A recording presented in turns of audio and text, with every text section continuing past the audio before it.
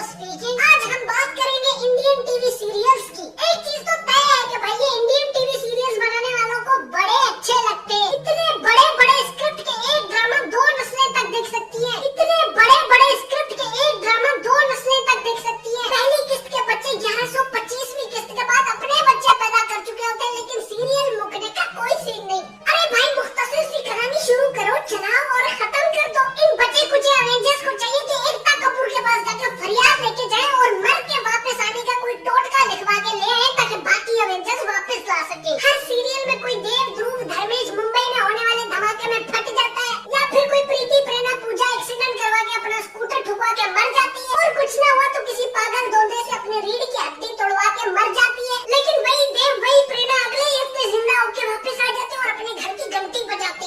यार मौत का फरिश्ता भी कहता होगा कि भाई am I joke to you. Character को जिंदा बचाने की वही पुरानी कहानी होगी कि जब देव का एक्सीडेंट हो गया था, उसको आखिरी सांसें लेते हुए बाबे ने देख लिया था। फिर वो भोसड़ी वाले बाबा देव को अपनी झोंपड़ी में लाते हैं। अब ये बाबा बैंड का दीना कोइंसिडेंटली पार्ट टाइम हकीम भी है, जो सांडे के तेल से सांप को बड़ा करने वाली फतियां भी बनाता है। बाबे का अपना बेटा 2 साल पहले मर चुका होता है और बाबे की बीवी इमोशनल होके देव के सोने के लिए उसको माँ की लोरी भी सुनाती है। ये तो बताना मैं भूल गया कि इस दौरान देव की यादाश्त, देव का इलाज होता है और उसकी यादाश्त आहिस्ता आहिस्ता वापस आती है। और इसी प्रोडक्शन के दौरान अगर एक्टर ज्यादा पैसे ले रहा है तो कोई मसला नहीं, उसके मुंह पे चोटें लगवा के प्लास्टिक सर्जरी करके बंदाई बदल दो। छोटे से छोटे चुट्टू किस्म के डायलॉग के बाद भी घर के सारे एक एक खानदान के फर्द, उसकी बड़ी बेबे से लेकर मुलाजिम तक के एक्सप्रेशन दिखाए जाते हैं। मुझे प्यास लगी।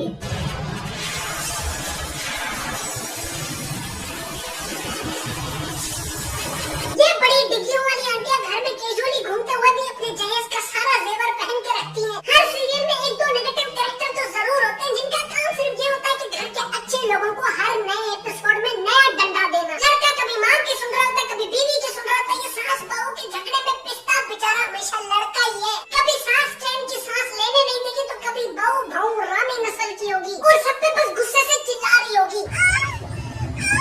ऐसी टीवी सीरियल्स में एक्टिंग सिर्फ 2 किस्म की होती है, या ज्यादा या बुरी। पिलपिले आम से कच्ची और टीवी स्टारों की जिंदगी से ज्यादा फेक, या फिर इतनी ओवर के एक चपेट के बाद मरहला पर्दे से खुदकुशी तक का आ जाएगा।